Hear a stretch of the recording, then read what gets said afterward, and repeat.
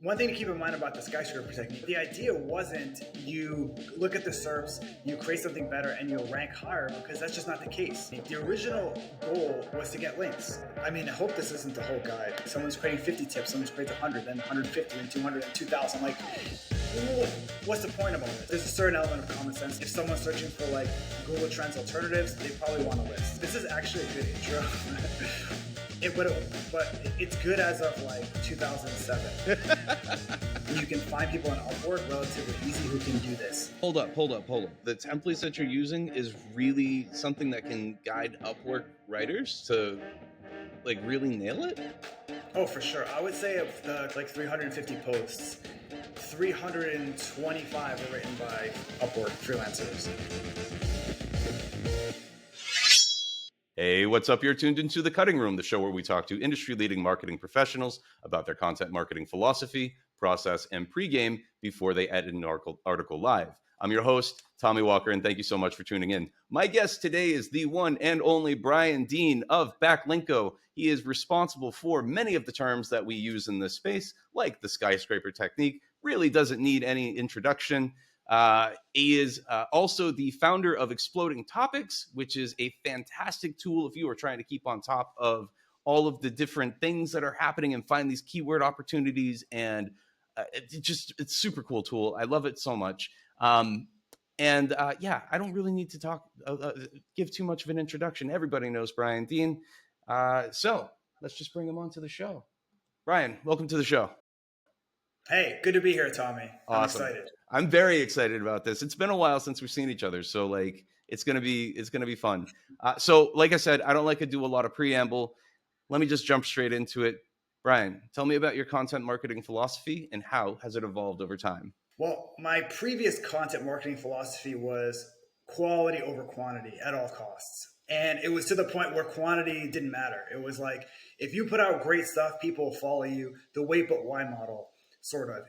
Now that I've been in the game a little bit longer, 10 years later, I can see the value of both.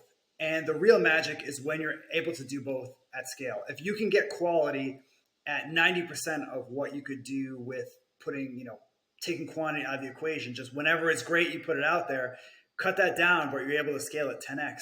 That's kind of where the magic happens. And I'm seeing that firsthand now. So how are you creating quality content at scale then? Well, first of all, you need a lot of people in the funnel first. So it's like basically a assembly line. So everyone, when they think about, I need to publish more content, they think they need to hire more writers. And that can be the case, but there's a whole pipeline that happens between the idea, the keyword, the writing, the editing, the actual putting it in your CMS, optimizing it, getting the images ready, and then publishing it. So what I learned from Backlinko sort of a year or two before I sold it was that because I was writing everything myself, I was really the bottleneck in that process. So by finding these people that could take literally everything else off my plate except for putting word after word, it sped up the process a lot. And now with Exploding Topics, we have multiple staff writers, freelance writers, whatever. And what I'm learning there is that if you can give someone a format and a template, it speeds up the process a lot. So if you're basically reinventing the wheel with every keyword, you need really good writers that can understand search intent, research, figure out what's the best format. Should we do a guide? Should we do a list post? I don't want to leave that up to chance. And those people are few and far between. Yeah. So I'd rather just say, here's a list post format that we've been using. We already have 20 of these. Here are the 5 topics for those. And that tends to generate high quality content because it gives people constraints where the value isn't in identifying search intent, because we know that search intent is a list of this kind, and they don't have to be like an amazing writer, because the content, the value of the content is the data or synthesizing information, as opposed to being able to put word after word in a certain magical way. So it just makes the process easier and faster, and you can find people on Upwork relatively easy who can do this. If you're just like, we have 10 keywords, we don't know the formats, we don't know the search intent, you're kind of in for a world of hurt. Hold up. So Upwork gets crapped on a lot in this space. You're finding like the format that you're using, like the templates that you're using, is really something that can guide Upwork writers to like really nail it? Oh, for sure. I would say of the content we have on the Exploring Topics blog, like 350 posts, 325 were written by Upwork freelancers, and they're great. And this partially because it's about like, okay, that's a topic for a different podcast. But like, how do you find good writers on Upwork? Yeah. You still need good people. I'm not saying you could just hire, you could just close your eyes, Right. pick the first applicant and give them this thing and it's going to work. You still need to go through the whole like test projects, writing samples, all that stuff. But instead of having to find like the top 0.01% of freelancers on Upwork, you only need to find the top 1 or 2%. And that makes a huge difference. And also, once you do hire them, they can just get on a roll. And as you know from working with freelance writers, they just kind of burn out. Like they just disappear, they get flaky. With this, you can just bang out like 10, 20, 30. They're just doing the same form over and over again.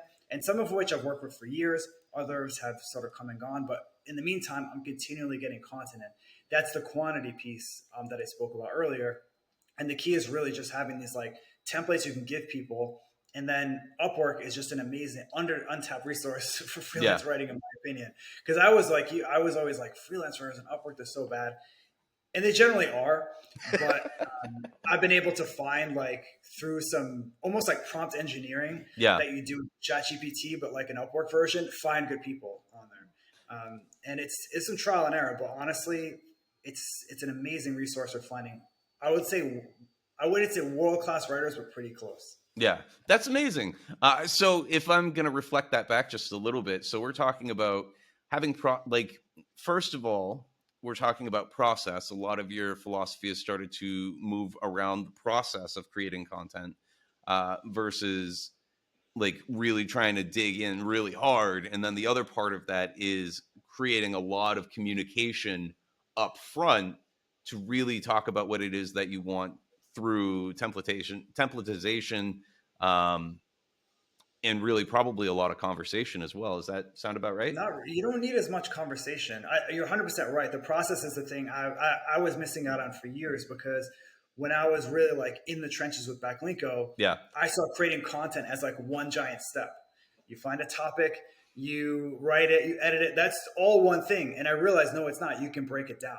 And once you do that, then you realize it is a process and you don't have to do every part of that process. For me, that was a huge light bulb moment. I should have asked you years ago about it. You could have told me that from your experience back in CXL. You were already nailing that. Yeah. But, process has always been a huge part for me, because I like to think of it. You had said right before the call, like an assembly line, and I like to think of it more like a pit crew.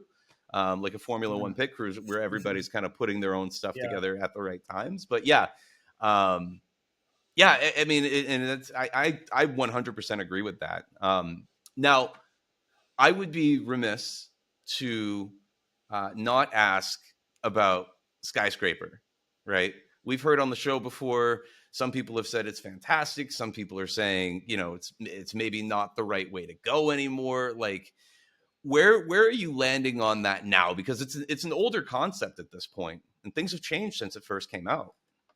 Yeah, I think I first wrote about it 10 years ago. Yeah, which I'm dating myself for sure. And one thing to keep in mind about the Skyscraper technique, the original goal of that was to get links. Yeah, it wasn't necessarily to rank in Google. Obviously, those two things are tied together and intimately related.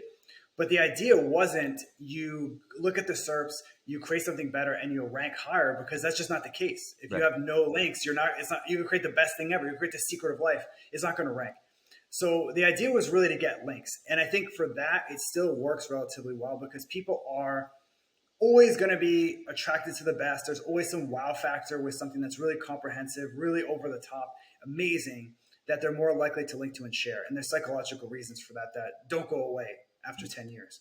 But I would say that if that's like everything you're putting out Skyscraper style, it's probably not a good fit, because Google's so much better at determining search intent now that that's really the name of the game. And I give you an example of this. When I was trying to rank for a link building tool with Backlinko, and I didn't have a link building tool, but I thought, you know what, I'll just Skyscraper this thing. So I did this whole analysis of all the link building tools, and I looked at how I built links to Backlinko from sites that I knew people on. and basically found how fast they could find that link. That was one metric. The other was how many links can they find to a page, how many links can they find to a domain. I did this amazing study, and it didn't rank at all. It was a total flop. And the reason was it just didn't satisfy search intent. It didn't matter like how good it was. People that are searching for link building tools, they want a link building tool. Yeah. Or they want a list of them. They don't want some guy's study. So it can be like trying to fit a square peg in a round hole if you see that as the solution to everything. Instead, it makes sense to be more surgical. Like if you're on the search results and you see that everything is 10 tips or 10 strategies, you can try to do 50. Yep. Maybe it'll actually work. Sometimes it does. And if you just copy what's there, it's unlikely to succeed. If you're like, okay, everyone has 10, search intent is 10, I'm going to create 10. You're not really no risk and reward. If you try 25, 30 and try a skyscraper what's there, it's possible that it could rank better, but it's possible that it doesn't. You don't know the real search intent without testing. So for me, I think it still has a lot of value, but it's definitely not like a slam dunk like it was 10 years ago. Would you say that at this point, maybe it's a little bit misunderstood by the broader space overall? I mean, probably, Tom, because you got to think when I created this thing, I was like banging out articles in my underwear in my basement. I had no idea it would become like a thing that people wrote about. Like the fact that anyone even, the first time someone mentioned it, I was like, what? This is crazy. And then all of a sudden, like HubSpot's writing blog posts. Right. People are having discussions on Twitter about whether it's good or bad, or it was just it went crazy for a while. It was like totally out of my hands. So when you have a concept that just goes out there and people are discussing it, it's going to morph and change and have different perspectives. And there's nothing you can do to control that. So I would say by some people, it's understood perfectly. Some people, it's not understood at all. And there's probably a wide range of in between. I like that. I'm glad that you're kind of clarifying now that it was really more around the link building than it was the other side of that, because what I've seen, what we've seen happen, I think, is, at least I know that I've been in this place, and I can see this from observation as well, is that it has resulted in a lot of people remixing the remix of the remix of the remix, and and at some point, right, you end up going full circle. And I think when I see results in Google and a lot of it feels samey, it's kind of like, was that really the goal? Was that really what that meant? So I'm glad that you're clarifying that now. Yeah, I think when the results are samey, because also people misunderstand search intent a little bit, where they think that a SERP is like perfect, that Google has figured out search intent for this keyword. And what they don't necessarily understand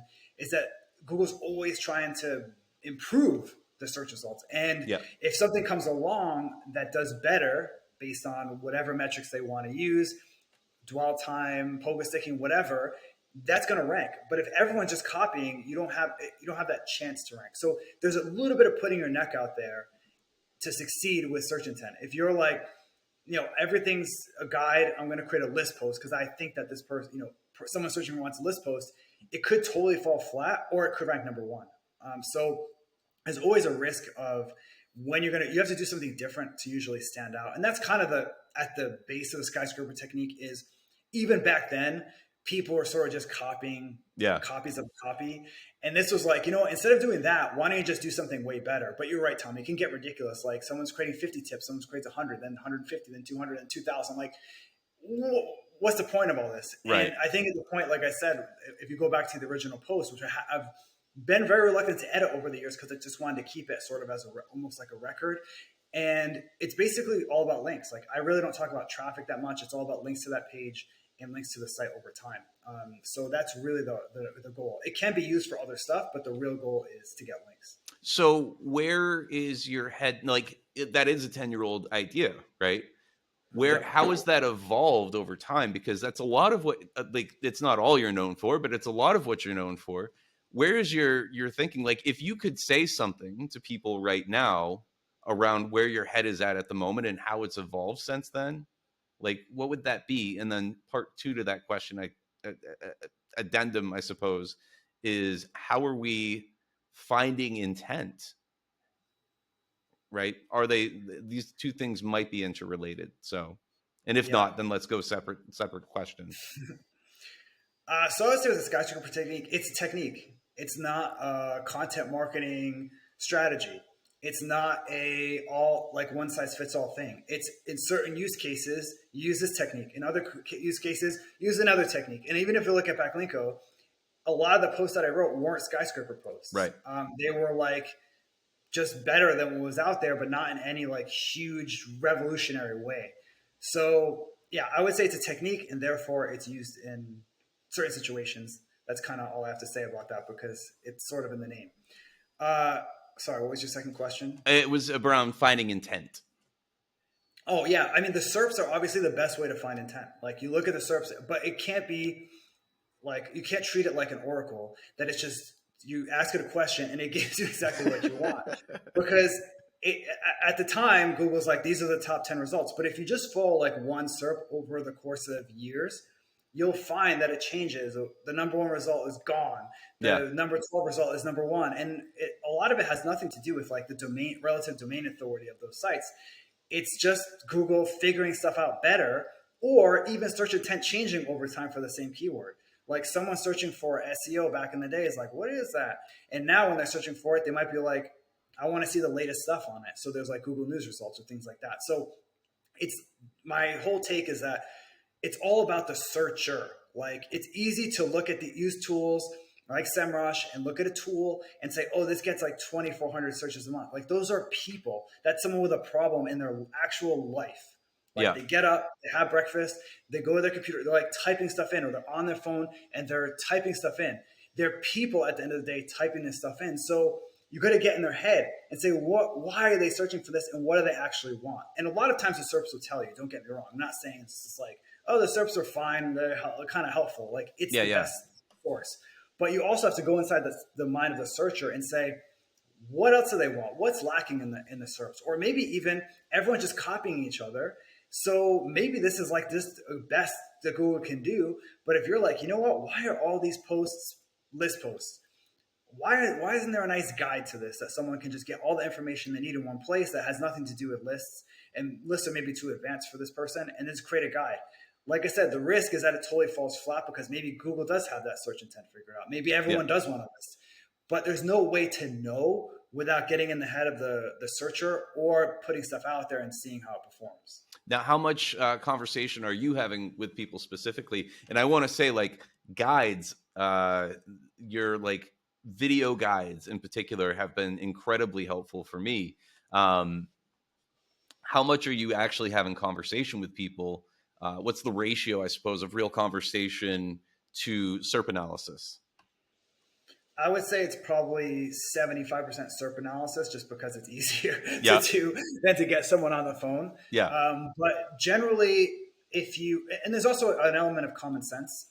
You don't necessarily have to interview, like if you have a keyword, you shouldn't have in the process, like talk to someone that searches for that keyword. You'll never get anything done. But there's a certain element of common sense. Like if someone's searching for like Google Trends alternatives, they probably want a list. They don't want a guide to Google Trends alternatives. But for example, I have a tricky search intent I'm sort of wrestling with right now. This is a great example, I think, which is a keyword that we're going after in the future is Google Trends API. Weird search intent because Google Trends doesn't have an API. So, but a lot of the SERPs are like Python-based API, and they're essentially scrapers that have an API that you can feed into. So it's like, should our search intent just be the one result that's honest with people and just says, look, Google Trends doesn't even have an API.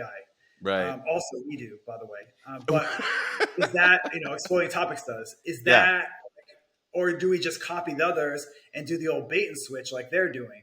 So I'm kind of just leaning toward, I kind of want to do it as an experiment, just try the honest approach and have the title something like Google Trends doesn't have an API in parentheses, but we do. And just try because there's always that query deserves diversity element where if everyone's like promising it, I can just see it like forgetting Google, just standing out to the user being like, what?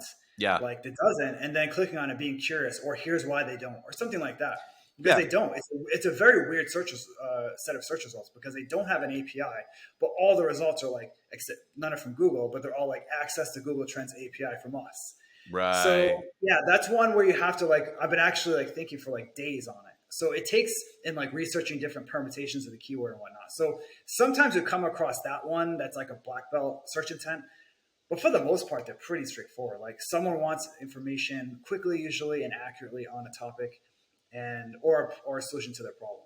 I think the cool part about what you're talking about too, with that specific example, is you're filling that gap, right? Like exploding topics does fill that gap of not having for them to not have the API, but it's very honest. Like you said, it's a very honest thing where it's like, yep, they don't have one, but we do. Yeah. And here's how we work. Like it's a solid introduction. And I think it does actually match the intent a lot better than, just copying everybody else. So Yeah, cool.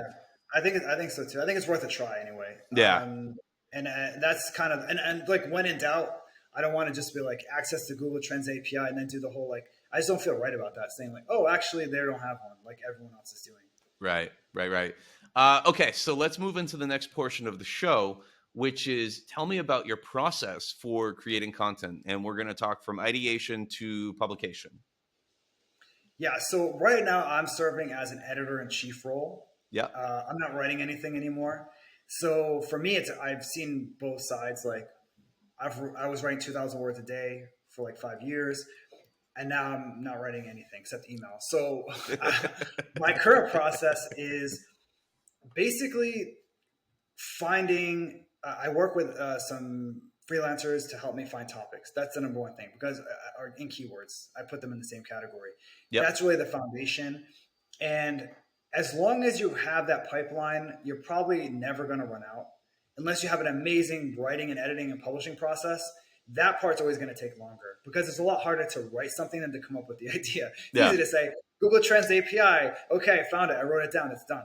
Versus actually figure out like how to do it and then get it out there. Hire a writer, blah, blah, blah, all that stuff. So the number one thing is having that. We probably have like 80 or 90 topics in the backlog that haven't even been touched and just rotate through those. The next is once you're going to grab one, I assign it to each writer basically has one template that they focus on for the most part that I work with. So we have some that do just alternative posts. We have some that do these they're like they're kind of like list posts, but they're way more in depth called X trends because our space is people are searching for like financial trends, economic trends, healthcare trends. We try to cover all of those. And we have like 90 of those. And we have one or two people that's all they do. We just send them new ones. We have stats pages, which are basically another term that I published on the Backlinko blog, but way after, after I sold it to Semrush. So it didn't get quite as much buzz, is reverse outreach, where you're just trying to get in front of keywords that journalists are searching for. And we have just someone that does stats pages. In fact, we have different types of stat pages and we have different writers that focus on those. So the key is when you see the topic, we know the who is the most important. Next question, like who does it go to? Because the format and the search intent, like I said, is most of the time fairly straightforward. But I still always ask the writer to look at the search results and just let me know if something's totally off, if it just seems like not a good fit. So yes, and then assign it to the writer. And usually because it's a template, they can't be that far off when they send it, right? Like if you're writing 10 alternatives to Google Trends, and they send it to you, you're not going to be like, whoa, this isn't even close to what we're looking for. Like at the worst, it's going to have some tools that aren't good alternatives, or it's going to have some mistakes or whatever. So usually the editing process is relatively straightforward, where it's just like, maybe this tool could be replaced with this tool, whatever. And usually I try to preempt that by having the writer send me like an outline. So in this, like we recently worked on an alternatives post, and the writer sent me the list of alternatives before they started writing. And I found two that probably were like, they could have worked. If they wrote it, I might have just been like, it's fine. But they didn't yet. So I figured let's just replace it now. And then the process is basically me as editor-in-chief editing the piece. And it's a lot of content, like we're publishing 4 posts a week now, but they come back like pretty much good to go. Yeah. And then from there, they go in a queue. Our basically content guy puts it into the CMS, publishes it, adds images and screenshots and graphics and whatnot, and that's it. Wow. How far ahead is your publishing queue? About 2 weeks. Oh, wow. With the amount that you're publishing, it would seem like it's a little further out than that. So yeah, it's the max 2 weeks. Like now we're at 2 weeks, but depending on what comes in, as you know how it is, the pit crew style. Yeah. Some weeks it's one, some weeks it's three. Like Yep. that's why we went to 4 posts a week, because we're doing 3 a week, and the backlog was a little long. I'm kind of realizing there's no point in just have like, no one cares if you publish like Monday, Wednesday, Friday. It's not Right. like back in the day where people were like on your feed burner and like waiting for you to publish a post or anything. So Yeah. now it's just a matter of just getting out. I'd actually be fine with doing them all in like 2 days or something. Yeah. um, well, I had a question. I forgot my question. So let's just move into the next segment of the show, and then I'll probably remember it at the most inopportune time, because isn't that how it goes? Always. Okay, so let's take a step back.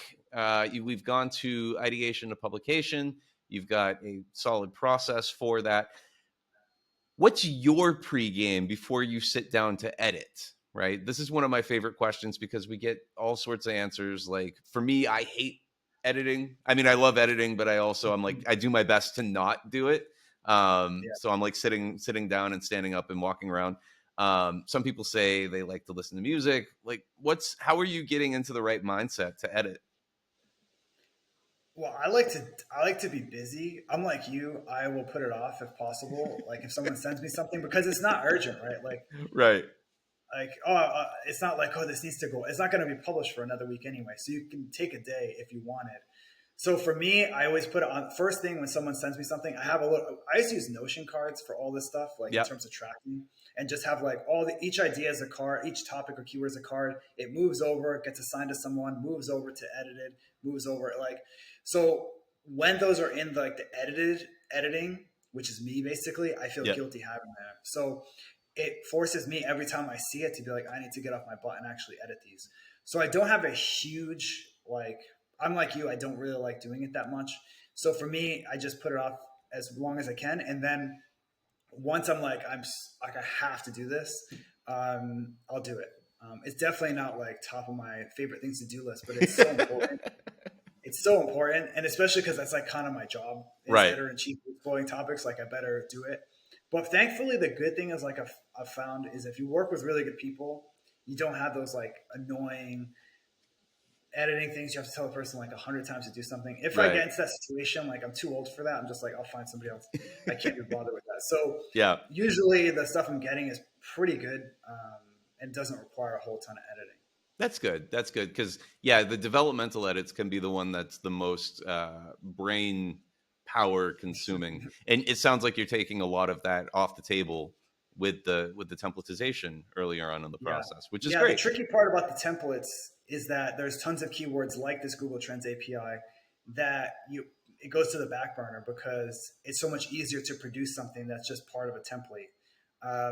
And so I have most of the backlog are these types of keywords where it could be a list post, it could be a guide, it could be something totally different, Yeah. but doesn't fit into one of the templates. And I'm just like, man, I don't really know. I'm kind of waiting for this like magical amazing writer to ride in on a white horse and be like, I can handle anything and just send them. But I know it's not going to happen. So it's just sitting in the queue. So I just want to point the downside of this template focused process is if you find an amazing keyword that's a good fit, but doesn't fit in a template, you don't have someone to assign it to because all they're doing for you are the templates. And not to say they couldn't do something else. Like you could always try it with them, but you don't have a process for like coming up with a search intent, doing a content brief or an outline, and then it just throws out, it doesn't Yeah. fit in your current process. So they just sort of sit there. So you do miss out on some opportunities. Ideally, you'd have sort of 2 pipelines going. Yeah. But right now we only have one. I'll introduce you to some white knights. Oh, really? Oh, I've got a perfect. handful. And that does actually remind me of the question that I had before, which is about pipeline in 2 weeks out. Is that related to the nature of the business itself, because it is trends based, right? Is that related, or is that kind of like, are you trying to go more evergreen, or is there a combination of both? Yeah, it's more of a combination of both. We're trying to go as evergreen as possible, but it's kind of hard in the Yeah. trend space. We basically have like 2 buckets of content. We have some that we update every month, Yep. that get a monthly complete top to bottom upgrade. Like we have one about trending products that e-commerce sellers, which is one of our target markets, they're searching for trending products, and we update that list every month.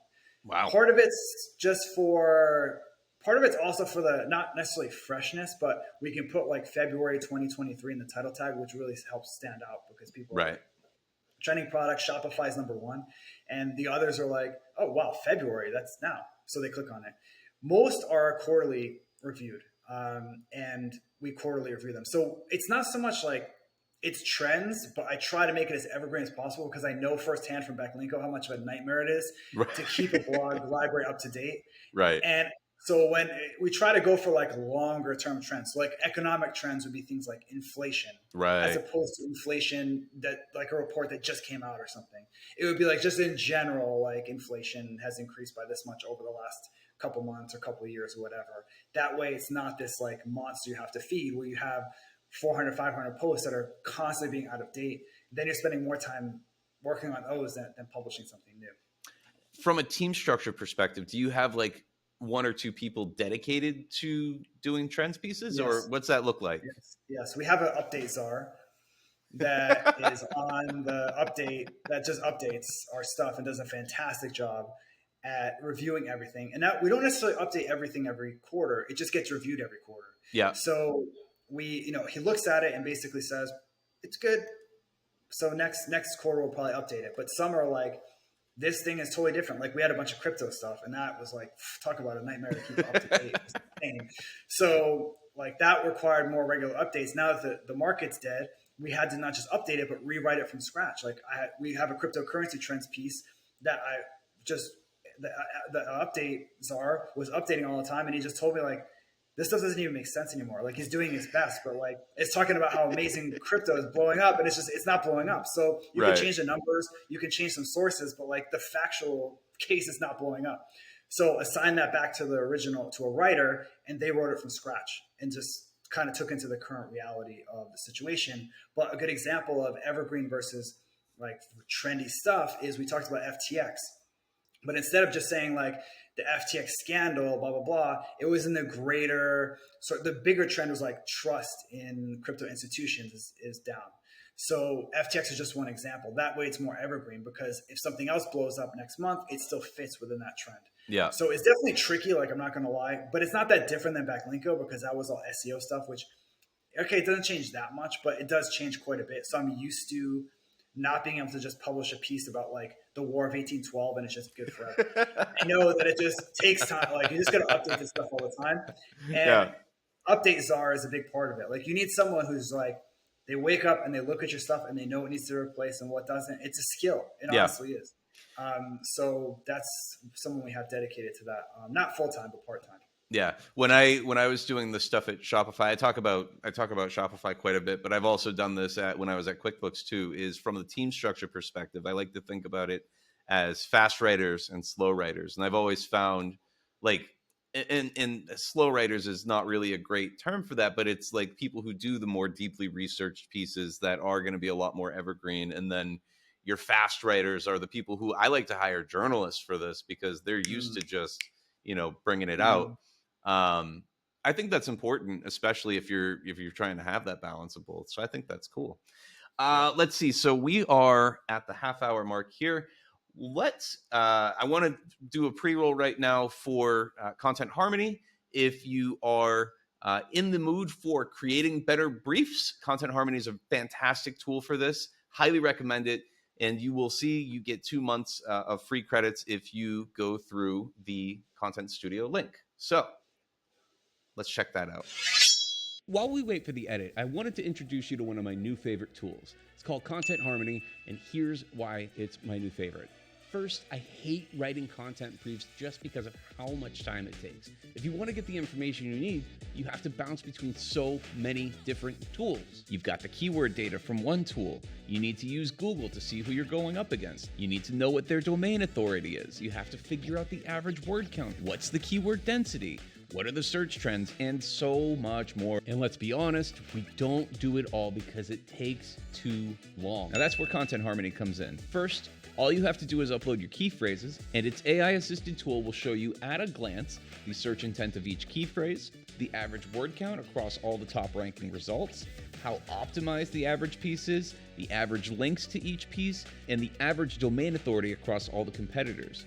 And when you click into a key phrase, you get even more detailed information, such as the search intent of each key phrase, the age range of the ranking results, the SERP features, and the keyword seasonality and trends. You can also do a topic analysis and see the keyword density that you should be targeting, the outline of each article that ranks in the SERP, questions people are actually asking with information from Google, Quora, Reddit, and more, and the common external links that people are citing, your top internal link targets, high authority resources, and recent news to keep your results fresh.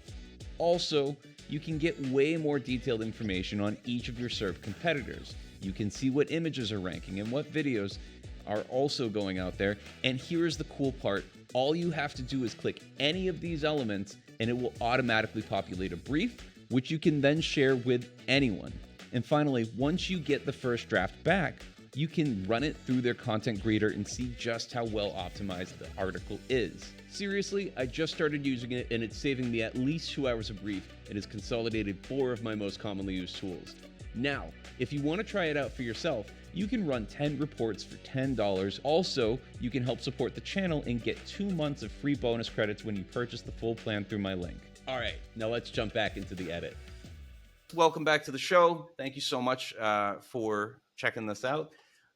Ryan, what was your first impression of this piece? And it is the complete beginner's guide to SEO. It was definitely an intentional pull for you specifically. So, yeah, what was your first impression of this piece?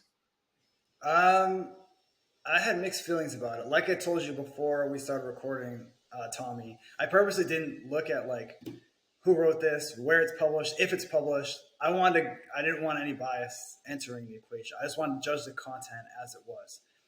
My first impression was that the content was a bit dated, not in terms of the material itself, but in terms of how it was written, how it was structured. Yep. It just was good content, a bit dated in terms of the approach. Okay. All right. Well, let's jump into the edit. Like when you start to edit, what's your process like? Like where do you start? Are you a scanner or do you do word for word or how's that work? Both. I go intro and then scan. Okay. Because for me, the intro makes or breaks the piece. So there's no point of skipping by it. So I scan that and then sort of go through the whole thing and then go back up and then do the line by line. Gotcha. All right. So let's go straight into the first part here. And if you want to leave comments throughout the doc, that would be absolutely wonderful. Okay. So yeah, I'll have it open here. So yeah, my overall, this is sort of the dated thing I'm talking about. Like this is actually a good intro, but it's good as of like 2007 back in the day. You know what I mean? Like it was, and the reason I say that is because when people followed blogs and bloggers, this was a fantastic intro. This is where you're talking to your audience, where your audience got a notification from the RSS feed, from your RSS feed that you published a post or an email, and they go to the post and they read it and they say, oh, Tommy, oh, this is just like Tommy, to use the alphabet soup. Like Right. It has almost, I hate to say this, too much personality because it's really back in that era of like the blogger. Yeah. Today, people don't really care about you as the author as much. They just want the content that's going to help them. So for me, the intro beginning, especially the beginning, is just fluff that doesn't really add any value anymore. So I would actually delete all this. And I thought this was great. Like, this is how it should start. And it's actually kind of all it needs, to be honest. Like, when people a lot of times overthink intros, for me, the number one thing an intro does is to tell someone they're in the right place. Yeah. It's just to set them up. It's not to give them a statistic about the size of the space or whatever. It's really just to say, look, we know you want this and we're going to give it to you. If it accomplishes that, then your intro is good. And usually it doesn't require a whole like ton of copy to do that. It just requires some editing. The only thing I might change in this is make these bullets just to make it a little bit more readable and to bulk it up a little bit. But I thought this was fantastic, this part. And I would just basically make this the entire intro and cut out the other stuff. But otherwise, yeah. All right. So yeah, so if I'm landing on this post, I'm a beginner. I always look at it from the reader. I want to know about SEO. I don't know anything about it. In this post, we're going to break down a complete beginner's guide to SEO. I might actually do like that or something because they're really beginner. So it doesn't hurt to really confirm they're in the right place. What it is, great. I don't know what it is. How it works, great. I don't know how it works. What factors affect search? Awesome. I have no idea how that works. What sort of changes you can make today? Great. I can actually do something. I can actually take action already. So I would hate to say this is the perfect intro, but it's pretty darn close. It's really good as it is now. So the intro is sort of hidden in there, but there was that sort of antiquated like beginning, which I don't think is necessary anymore because people aren't really following blogs. People are landing on this from social media or Google or whatever. Yeah. Okay, that's it for the intro.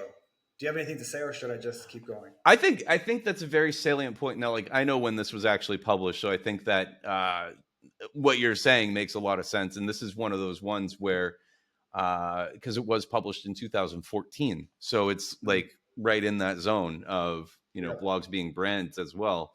But this is also one of those things where we're hearing a lot more about, hey, you got to refresh, and given the times and the importance of this phrase or this type of article, I think what you're doing right now is absolutely correct. Because when I first read this, I was like, alphabet soup, KPI, PPC. Like, I know what this means. Yeah. Because I'm a veteran in this space. I've been doing this for 17 years now or something like that. And it's like, I know what these mean. But if you're a complete beginner, maybe you haven't even heard half of these terms, right? Yeah. So it's like, going to turn you off. You're going to be like, man, I came here to get to clarify things, and now I'm more confused, right, than when we started, right? Right. And the major thing for me thinking about this is like, if we're looking at search more as a discovery tool than it is, it's more of an introduction than it is the actual like people who are building. This is clearly optimized for search, but yeah, within the first handful of lines here, I would cut it too, or at least make the comment of like, define these terms right away, but don't lose the intent of the overall piece and why somebody clicked on it in the first place. Yeah. I've even toyed with the idea of not even having an intro, and actually for some content that I've edited for SEMrush, some of their best performing posts don't have any intro. Right. Like it just goes into what is SEO, and they do well, like, because who cares about the intro? So I think if you're going to have an intro, which I'm perfectly okay having, it should be pretty short and to the point, and just kind of reaffirm they're in the right place and they're going to learn what they want to learn. Yeah. Yeah, my and people who watch the show have heard me say this 100 times now, but I usually think that the first 300 to 500 words are just somebody clearing their throat before they get into the right stuff. And here's an interesting stat for you: the average American adult reads nonfiction at 238 words per minute, and if you're cutting those first 200 to 300 words, you're getting straight to the point, and people don't have to read for a whole minute to get there. So, all right, cool. Let's continue. Yep. All right. So the next subheading, or the first subheading, is what is SEO? Fantastic. Like, just for a topic like this, you don't want to go into like the history of SEO, but it is important to lay out what it is, because a lot of people who are landing on something like this don't really know what it is, or most of the time they have a vague understanding of what it is, and they want you to just crystallize it for them. Because the thing is, a lot of times people put like, what is SEO? And then this intro is a little bit, or this description is a little bit too basic. And it might sound confusing because like, how can it be too basic if it's a beginner's guide? Well, the person found this somehow. How? Like they got here somehow. And so they know enough about SEO to find this piece. So they know vaguely what it is. Yeah. And that's the sort of next level search intent that you should look at with something like this, where They're not like, it's not like you're just going up to someone in the supermarket and asking them, what is SEO? They're not going to know. But someone who finds this piece, they already kind of have a vague understanding. So this is a little bit too basic of a description of what it is. Like if you've ever searched something online, like, and it doesn't really get into it, I would literally just be like, what is SEO? Like SEO, short for search engine optimization, is X, right? Just get right into it. The other reason that's a good best practice is for featured snippet optimization. Now, this is a crazy competitive keyword or whatever. You probably don't have to worry about that. But if you're going for something that's a little bit more like realistic, this is important because Google really wants to show featured snippets for a lot of these beginners keywords and terms where there is a definition, and they'll use yours if yours is generally the best one. Yeah. And what I found is the best format for getting the feature snippet for these what is topic type of subheadings is go right into what it is and be very objective, because Google doesn't want to show a feature snippet that has any sort of bias. So you want to be like SEO, short for search engine optimization, is a practice that people do very dictionary like. If you're just saying it's a way to skyrocket your traffic and get more customers, it's never going to be in the feature snippet. You got to chill out with it. You can put that in your content somewhere, but in this area, they're looking for a dictionary definition, and that's really what you want to provide. So for this format, I would do what is SEO, and then I kind of like this description. Here's how it works, something like that. Yep. Right. So you give this kind of boring definition, and they might be like, okay, kind of get it. Here's how it works. Beautiful. You put a word and phrase into a search engine like Google. We can cut this because there's no need to talk about what's coming later. They're not there yet. That describes what you're looking for. And then a screenshot. Then you pick the result that seems the best or most useful for your search from pages of results that look something like this. That's great. That's a really good example. Like that crystallizes it for me. Now, this is really what it needs is it's talking about how search works, which is different than SEO, right? You're talking about how search works, which is fine, but then it's important to go into, instead of using agendas, now it's a little bit too confusing. I thought this part was it just jumped from like holding your hand to advanced. So I would say like something like, how does Google decide what to rank on the first page? That's what SEO essentially is. Something like that. And then I go into more. And then what I like to do is maybe another example or more, because this is more like a vague example, right? I would go into a tangible example, like let's say blah, blah, blah.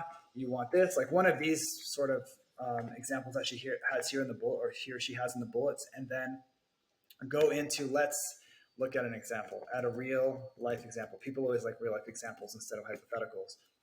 And then I would just go into like, let's say you're searching for a pair of shoes and you type it into Google. There are usually 10 results. How does Google come up with those? Well, the idea behind SEO is you rank number one. You rank your site at the top of the results. And then the next subheader I like to have for these is to have why is X important. So any what is sort of like overview, I like the next subheading to be why is important, because now obviously if they're searching for it, they know it's important, so you don't need to beat it over their head and say like, oh, this is super important and just go, why is it important? It's important because, oh, it even has this. See, this person kind of knew that this was something to include in the content. They just didn't structure it in a way that's a little bit easier to read. This is an H2. I'm a stickler for this sort of stuff, as you can see. So yeah, they can help you make more money. You can receive lots of new websites. This is great. For me, this is good content. This really describes in black and white why SEO is important. This is great. The only thing I might add here is an example of a keyword that you might want to rank for, and like, how much that could be worth, like traffic value. You could look at the traffic value in a tool like SEMrush or something and say, for example, if you rank number one for this keyword, a realistic one, that traffic could be worth like $5,000 a month, something like that, something relatively small. And that way it crystallizes like, oh, this is important because I could basically be making the equivalent of $5,000 a month that I'm missing out on by not ranking. But overall, I thought this was really good. This section, it just deserves its own little subheader here. I think I just want to chime in here for a second. With something like a complete beginner's guide, and what's standing out to me right now as we're going through this piece specifically is, how can I explain this to my mother-in-law? Right? Like, because you hear all the time, like, what do you do? Especially in this space. And it's like, Yeah. Like, what do you do? And this is a perfect example of that, right? Like, if you could pass this over to your mother-in-law and say, hey, this is how this goes, like, that would be the thing that's completely ideal in my mind. Yeah, I agree, especially in the beginning. Like later on, you can get into links and title tags and stuff that you might need some web background, so to speak, to understand. But there's nothing wrong with that. But in the beginning, you really need to front load the beginner's knowledge. Yeah. That someone can just realize, like, okay, this isn't over my head. In fact, I'm kind of getting it for the first time now. And usually that comes from visuals and examples. Like the content's important too, but one thing we haven't talked about are the visuals that can go into this. Like I have a beginner's guide to SEO on Backlinko. And one of the visuals that I really like from it is we have a visual of like the search results, and there's the paid results, and there's the organic, and there's a line that basically says SEO happens here. Yeah. And for me, that just helps. Like it just takes out all the BS. You're just like, oh, I get it. That's SEO. That's that section of the search results. Because a lot of people don't even understand that there's like the Google ads, and then there's the organic results and stuff. And you don't want to go. I've seen a lot of these beginner guys go into way too much detail on that, but it is worth mentioning that they kind of run these two parallel things, not necessarily in this section here, because it might be too advanced. You just want to pretend they're all lumped together, but eventually it is helpful to, talk about those two parallel search results that are happening, because it is a thing. Yeah. Well, and when you get into the scannability of it, I was actually talking with, do you know Brennan Hufford? Yeah. Yeah. So we what's that? Yeah. We were talking about this a few days ago, where it was like images for the sake of having images, not necessarily cool, but if you're like trying to capture the attention of somebody as they're scanning, that's a fantastic opportunity. And it looks like when we start getting into the more deep stuff, actually, what factors affect search, now we're kind of getting into exactly what you were just talking about. So let's keep at it. Yeah. Well, first of all, a ding here is they didn't link to Backlinko on this. I saw that. I was like, oh, they even linked to Backlinko. And then they linked to Search Engine Journal. So huge negative there, obviously. Yeah. I'll try to put that to the side and be objective. So my first sort of feedback was on the subheader itself, which is what factors affect a search. I'm not like a big semantics guy, but that is an important thing to distinguish between a search and the search engine results. And so I would say something like affect maybe the Google's search results, just more clear about what you're talking about. So forget the semantic element. It's better for clarity. And I actually, I usually don't like this sort of stuff, but I actually like this one when you except the we. I'm not a fan of we. But anyway, when you type something in Google search, there's a lot going on under the hood. 200 different factors. I like this. I don't understand the meaning. There are different paths for optimization. I kind of get what they mean, but anyway, I don't think it's really relevant at this point. This is where a visual probably doesn't make sense, because it doesn't help clarify, the algorithm. I think it might be impossible to visualize something that's really complicated like that. Right. But I just don't think this adds a lot to understanding, when there are opportunities up here, at least a couple for a visual or another example or screenshot. But anyway, that's not a huge deal. But as we're talking about it, and you said Brendan mentioned it too, I think there is a tendency to insert images into content willy-nilly, as opposed to being like more strategic about it. And in general, I think it's better to just add images and not add any, but it is helpful to be to be more strategic. And then now we're getting into where I looked at this and I was kind of on the fence. I'm usually not a fan of these like nested subheading things. Yeah. it's just hard for scannability. Like if someone was really like sitting down, cup of coffee, I'm gonna read this. This would be perfect, but that's really not how people read, right? They're Right. like scrolling like at a million miles an hour with their thumb, and you know, I would just have this as more like bullets because they don't need to know they don't need to go into great detail here. So I would get rid of this because you don't want to send them off just yet. They just got here, and I would just say like bullets, like your search term, whatever, and to make that one sentence, you know, the keyword you type into Google is the number one factor, something like that. And then, you know, yeah, relevant content. Google tries to match your keyword with relevant content from around the web, stuff like that.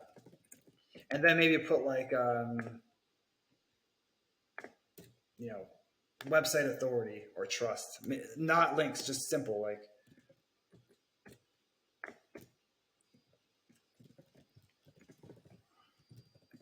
Google prefers to rank trusted websites like Wikipedia versus websites that may not have accurate content, something like that. Yourmomsblog.org. This is actually a really solid opportunity to jump off on another piece too, like what is a trusted website, or you know, what is topical authority, right? Like you could start to go into that a little bit more in a separate piece and build out that curiosity gap right here. Yep. Yeah, you could even say like, you know, we cover this topic in depth here, right? Something like that. If you really wanted to push people to it and have some, you know, those internal links. So I think this works a little bit better than really fleshing them out, because again, the person's, you're kind of like building it up. You have the what is super short, what is important, why is it important, a little longer, and then what factors is a little bit longer, and you're kind of going to slowly pull the accordion apart as you go through.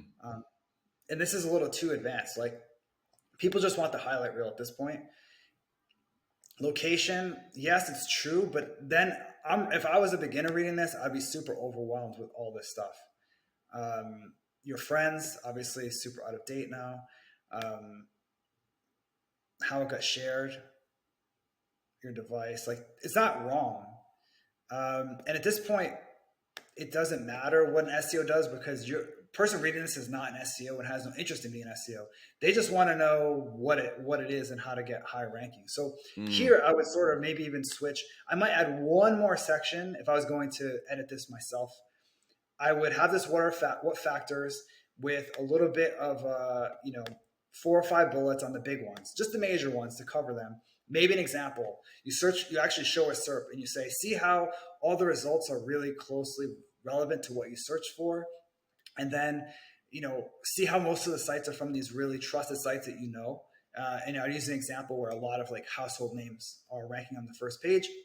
That's Google's goal, to give you what you want, basically. So from there, I might go into, I wouldn't delete this stuff because I think this is relevant to put later, on. So it's good content. It's just too early, for the most part. And now, then what do you say to people? What do you say to people who believe bigger word counts is better? Because you'd be cutting a lot of words out of here. I mean, I hope this isn't the whole guide, because otherwise it needs a huge amount of word count. Like it's not even close. Yeah. Before you delete anything, it's still way too short. So I would say for ultimate guides, it doesn't need to be that long, but I like to look at like the top 5 results for search intent and just get an idea of what people want. And a lot of times you'll find like the number 4 or 5 has like really short word count, and it's like, oh, it's an outlier there. So maybe it doesn't need to be like really long. unless it's an authoritative site, then it maybe kind of cheated their way to get there. But if you find that, because I don't like to look at the average of the top 10 results, because it can be really misleading. Like the average is 5,000, but you have no idea of the range. Right. And who cares what the number 9 and 10? They shouldn't even factor into the equation. It should be the top 3. So I just look at the top 3, especially any sort of outliers, and say, oh, maybe it can be shorter, it can be longer, or whatever. So yeah, for this, obviously I know this topic a little bit more, so I'm more looking at the content than the words, like the writing, because the writing actually seems pretty good. Yeah. So yeah, I would get into the next. I would go into like how search engines work, technical, but I think it's worth covering at this point because they understand what it is, why it's important, some basic ranking factors. You can even use that term for the first time there, and then I would go into, how the whole search engine works, how the indexing. I think it's important, a concept, because otherwise, if you don't know that foundation, you're going to be very confused. And one of the things that the Moz Beginner Guide to SEO, the reason it was so successful was because a lot of people like me were learning SEO from like the Warrior Forum, and they're talking about all these backlink pyramids and stuff like that. And I didn't even understand how like a search engine index worked. So it can be helpful to go really back to basics and say, okay, how does Google work? And it's interesting. Like people want to know, how does Google work? It works by scanning the web, and you put some numbers in there, like millions of pages a minute, and it has this massive index. So when you're searching, you're not actually searching the live internet. You're searching their snapshot of it at that time. Yeah. That concept is really important to know if you're going to try to rank in Google, because you'll need to know, wow, my website needs to be in that index to rank. I can't just publish it and then it's automatically has a chance to rank in Google. Yeah. Warrior forums too, by the way. That brings me back. Yeah, me too. That's where I kind of learned it. I'm buying all these PDFs, and I realized I don't even know how this works. Right. I need to know. So it was helpful to read the Moz Beginner's Guide to SEO back then, because it was like, here's how actual search engines work. They index your site. It's information retrieval. And I was like, kind of get it now. Like for the first time, I really understood it. So I think it is important. It can be dry, and that's why I want to put it. You kind of want to delay that as long as possible. It's like Mary Poppins. You want to put a spoonful of sugar to help the medicine go down. Yep. You want to wait as long as possible. Like give them kind of the cool stuff, the high level stuff, and then go, okay, how does Google work? And go into that. Yeah. As opposed to what an SEO do. For me, this whole section could just be cut because it's completely irrelevant to what the person wants at this point. I would just put that, and the next section would be some stuff people can start on. People can actually start doing, because you promised that in the intro. Plus, you do need to put that off. Like the first section can't be like, do these 5 things to rank in Google, because it's a beginner's guide. Like they won't even know how to do that stuff. But I think you should get to some actionable stuff pretty early on. Yeah. And that can be a whole section. Then you can do subsections like on-page SEO, link building. That could be more like concepts of describing it. But you don't want to wait too long to get into the actionable stuff where people are going to sort of bounce and look for something to do. Yeah. And that's one of those things too, that you can start linking off to like more internal links, when you get into link building or optimizing title tags or meta descriptions or all of that. Like you can certainly have, now here's more information on that over here, right? So try to drive people deeper into the site. Another site, it doesn't have to be your own. But yeah, obviously internal links are best, but in a guide like this, it's probably going to be 5,000-6,000 words. You're going to have some external links, and that's fine. But yeah, you're right. It takes some of the pressure off to feel like you have to cover it all. So it's a good point, Tommy. Like, if you feel like, oh man, I'm getting into the weeds too much, just link out to something else that covers it. Yeah. Yeah. I'm a big fan of like in the plan, making sure that these are all things that we have together. Link out first and then build out your own content, change your links out. Yeah. Anyways. All right. Well, let's keep going. All right. So we'll skip this section because we're going to delete this. What does an SEO do?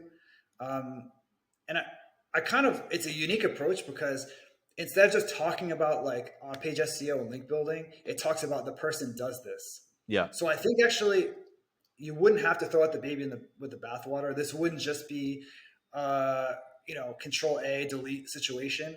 I think a lot of this could be repurposed because this is true just for link building in general. When a trusted website links to your site, it sends a signal to Google that you're hanging out with good company. I wouldn't necessarily phrase it like that. I would just send Google that you're a trusted resource, right? It's always good to use I'm not a huge fan of like euphemisms when it comes to B2B writing like this, where you're just trying to convey a concept. Like you don't need to be cute. Basically, it's more important to be clear than cute. So yeah, pretty good. So this would be brief. I'd maybe put this in like a separate document of just like stuff called stuff. And then as I'm reworking this, I'm like, oh, instead of having to write from scratch the link building intro section, we have it right here. Right. I would even remove this, because now talk about dated. Like you don't need to talk about pre-Google anymore. Nobody even remembers that. So it's true to talk about it is an important advancement that they made, the PageRank algorithm, but it's so ancient. It's like talking about the advent of the wheel. It doesn't make sense to include it here. So yeah, this ends here for me. But again, these graphics are, again, they're more hurt. I think they actually hurt more than they help, because if I'm someone that's learning about SEO, this is what, the cycle of social and SEO. And then this, what, I have to do all this? I just thought I had to put keywords on my page, and now it's a graph. I like that it leads to money. That's good on the right. But everyone can get behind that part. But I have to do all this stuff, SERP rank. I can't do that. I just don't even know what it is. So it's really overwhelming. So visuals like that are actually do more harm than good, in my opinion. Yeah. Like I said, the next section would be a few actionable things people could do. Make sure your site's indexed in Google, install Search Console, search for search for your site in Google. Things like this very basic stuff. And then from there, I'd go, okay, with that, here's how to really if you're really serious about optimizing your site, here's what to do. And then I do keyword research, why keywords are important, on-page SEO. And then at the end of each section, a couple steps. Keyword research, here's how you can find a couple keywords. Use Google Trends, use Google Autocomplete, use whatever. And then for, on-page SEO, here's how you can optimize your site, some basic steps, include your keyword a few times in your content, in your title tag, whatever. I try not to even use tools with these unless they're like Google. Yeah. Because otherwise it's another step someone has to a hoop someone has to jump through to get a result, as opposed to Google Autocomplete. Anyone can just type in red shoes and see what comes up. Right. All right. Well, we are now off the edit screen, which I think that was wonderful, man. Is there any parting words you would like to give to the audience here before we wrap it up? Honestly, the number one thing, if you watch this video and at the end you look at your intros and are just how can I make these more straightforward? That's going to put you ahead of 90% of content, because there's so much good content out there that just doesn't get read because it has such a long, drawn out intro. That alone can make a huge difference. Yeah. All right. Well, thank you so much, Brian, for coming on. This was such a great conversation. I had a lot of fun with you. If anybody would like to check out, again, Content Harmony, you can go to thecontentstudio.com/harmony. Highly recommend this tool. Again, it has consolidated at least 4 of my favorite tools and has taken anywhere between 2 to 4 hours off my brief writing process. Stay tuned. We have some more shows coming up. And if you would like to get more of The Cutting Room, please go to thecontentstudio.com/thecuttingroom and give us your email address, and you can get exclusive bonuses. You get all the replays and writing challenges and a number of other deals. Thank you so much, everyone, and have a great rest of the day. Thanks so much for watching. If you like that episode, please leave a comment and a like down below. And if you want to be notified about future episodes, please go to thecontentstudio.com/thecuttingroom. Enter your email address. You'll also get replays and other exclusive bonuses. Thanks again, and we'll see you in the next one.